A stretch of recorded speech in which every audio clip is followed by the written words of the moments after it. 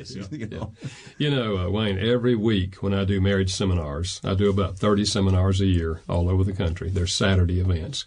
Every Saturday, I have half a dozen people come by and say to me things like, we were that close to divorce. Somebody gave us your book. We read it. It made sense. We tried it. It turned our marriage around. What have you got to lose, right? Absolutely, And so, yes, and the book is just filled with these kind of stories, of course. But every week I hear that. And to me, it's so encouraging because it says to me that the book is continuing to speak to people. People are still discovering this book. After 16 years, they're just now discovering it. And that's new to them.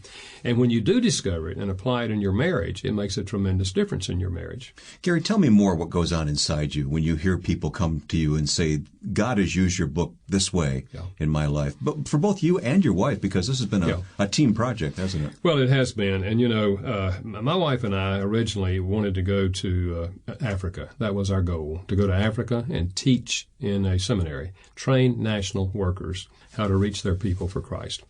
And we were turned down because of my wife's health. And they said she would not survive in another country. Well, she's done well through the years. She's learned how to cope with things, and she's done well. And we were very disappointed. It was very disturbing to us.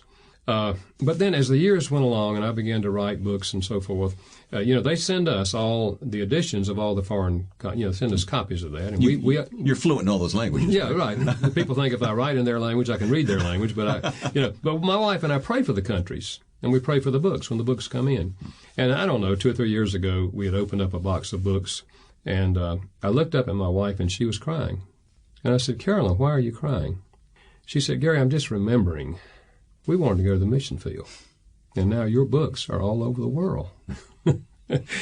And it was just that moment of, in which we just realized the sovereignty of God over our lives. Mm-hmm. He had all this in mind. When we were turned down for the mission field, it never crossed my mind to write a book. In fact, it never crossed my mind to get into counseling either. God had a better idea. God has a way of channeling our lives where He's prepared us to minister. When I went to college, I never thought about going into counseling. In fact, when I was in graduate school and seminary working on my PhD, they didn't even have a PhD in counseling in seminary. They didn't have a master's degree in counseling in seminaries.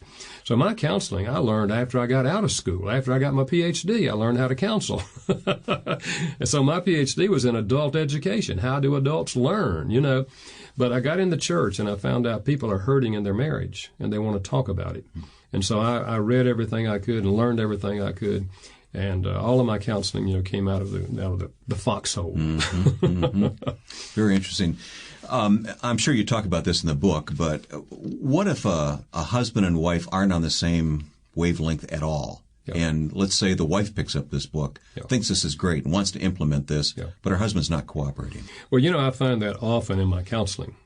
A wife will come alone, or a husband will come alone and say, my husband will not come for counseling.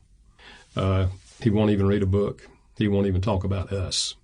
And they come very defeated, but they come also asking, is there anything I can do? And what I've done many, many, many times through the years, after I've heard their story and felt their pain, I share the concept of the 5 love languages and how all of us desperately need to feel loved. And that just as the wife feels unloved sitting in my office, the husband probably feels unloved too. He's at home, but he won't come for counseling, but he doesn't feel loved either. He's clammed up about it. Yeah, right. And so I share with her that concept, and that the most powerful thing we can do for another person is to choose to love them in their language over a long period of time, unconditionally, no matter how they respond. No payback? No payback at all. Just don't expect anything. And over and over again, I've seen those husbands, or sometimes it's the wife, who melts when they start to get love in their own language. I remember years and years ago, a wife stopped by my office and she said, I'm on my way to the lawyer's office. I don't know why I came in here. I know I've heard about you. I knew this was where you worked, and I just came in to see if you'd happen to be free. And I just want to say, I don't know why I came here. And then she poured out her story of a husband who basically had neglected her for 20 years.